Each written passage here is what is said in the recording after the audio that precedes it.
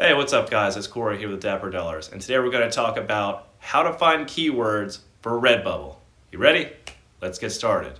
So, this channel is all about utilizing the online income opportunities that we have through sites like Redbubble, Merch by Amazon, and a ton of other sites that I've found, so we might get into those later.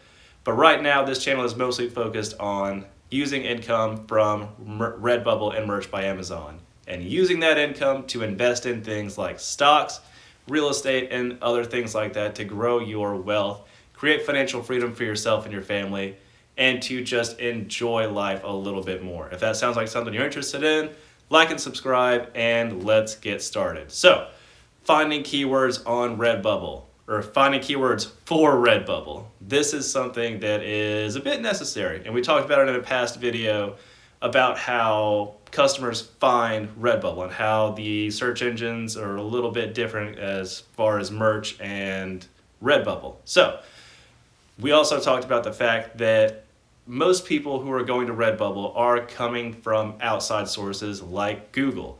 So, that is a great thing for you because Google gives you great search suggestions and it gives you the opportunity to find out about that customer. You know, in the last video I put up a slide, and I think I'll put it up here as well. It showed that people who go to Redbubble, around 40% of those are people who go directly to Redbubble, meaning that they're already customers and they visit Redbubble often. But over 50% are not Redbubble customers and they're going there from a search engine, which means that 1 in 2 people who go to Redbubble, so the majority of people, are probably coming there for the first time from sites like Google and things like that. So this is going to be the best place to do your keyword research. And it is incredibly helpful that Google does have that autofill suggestion thing that allows you to see what other people are searching for. Because whenever you type into Google, that is what they show that other people are searching for, because that's an algorithm that takes in what other people have typed for before that they've searched. They're looking at what you're typing, and then they're trying to match something with the best result for what you might be searching for. So they're going to give you the most popular searches. Anyway, let's just get into this. So, most people don't know about Redbubble. So, if a search does not start on Amazon, then it is likely going to start on Google, because if you have done Merch by Amazon, you know that the best place to do keyword research for Merch by Amazon is Merch by Amazon, because it's a great search engine in itself, and people who are searching for stuff on Amazon know they want to buy it from Amazon, and so that's where they do their searching.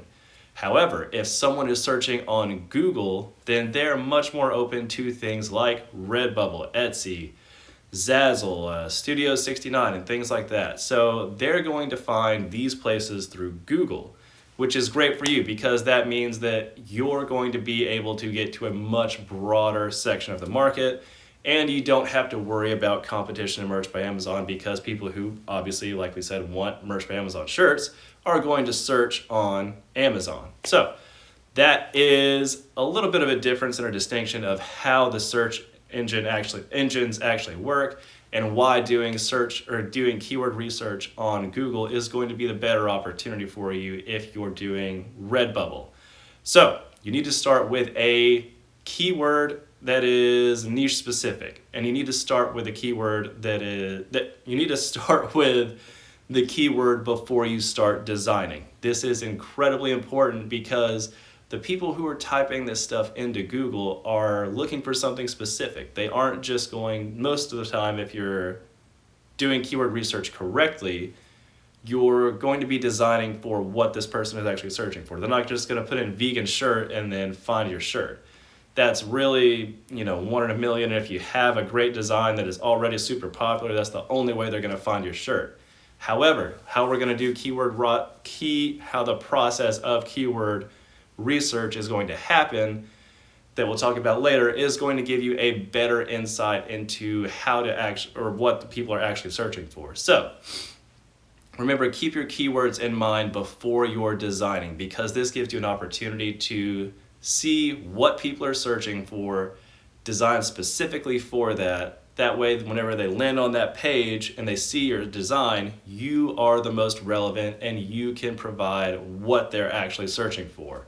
keep that in mind, because being the person who gives the customer what they want on the first page is much more important than being on the first page. So make sure that whenever you start this keywording process, that it is before your designing process. You're not designing the shirt and then trying to fit a keyword to it, because then you might be an irrelevant design that pops up on the page.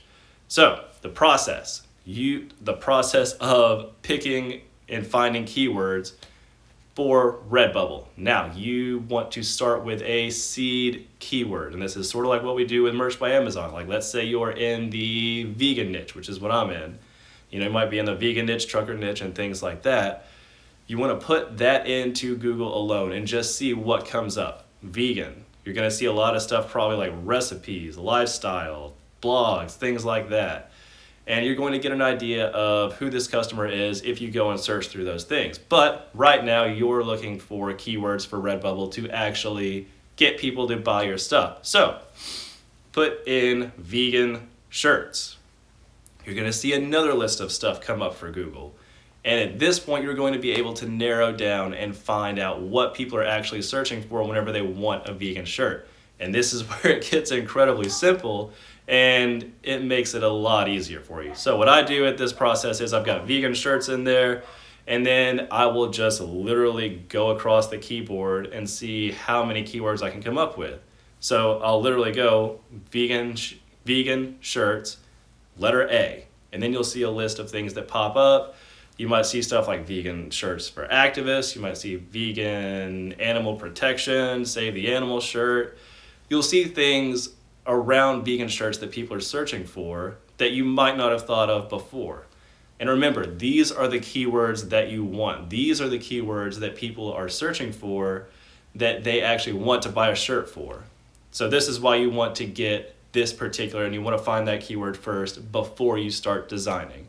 So just go through the list, vegan shirts, B, vegan shirts, S, and then see what comes up and see if there's anything that you can design for. Obviously, you're going to be able to design for it. You're probably a great designer, or you know someone who is a great designer, and you're going to be able to use these keywords to create a specific design for these people.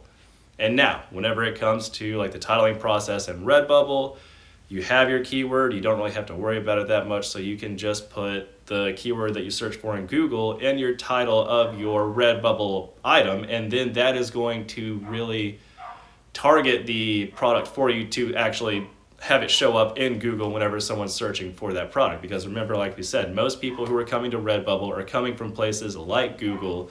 They're searching for that on Google, and so if you put that exact keyword as your title in Redbubble, it's going to make you much more relevant in Google's eyes, and they're going to likely put you on the front page for Google. Now, do not ignore opportunities though whenever you're putting in trying to find these keywords to design shirts. If you put in vegan activist and then phone cases pops up instead of shirts, then write that down, because that's an opportunity. Because remember, Redbubble sells phone cases, and they make a lot of money and help you make a lot of money selling those phone cases. But remember that whenever you're doing that, as long as you're designing for patterns, then it's likely going to be a different design. So just keep that in mind. You'll need to create two separate designs for those pattern for the phone cases. One is going to be a specific design for a shirt. One is going to be a specific design for a phone case that's likely a pattern. And remember that whenever you find find keywords that you like, that you want to design for, search for those in Google. Go to the Redbubble results that pop up, if there are Redbubble results that pop up, either in the all section or the shopping section, and find the products that show up from Redbubble. Go down to the bottom of that page, look for their tags, and see what tags they're using to show up on Google. Because if they are showing up on Google, then they are likely doing a lot of things right, and you can learn a lot of things from these products that are already showing up. So I hope all of this helps. This is my process for finding keywords for Redbubble, and also tells me what to actually design for. It makes it so much easier once you have the end result that someone wants in mind that you're able to design for, instead of just creating a design and then trying to find keywords that fit. So anyway, I hope all this helps. Hope you guys are having a great day, and remember, someone is going to do something amazing every day, guys. Why not you? See ya.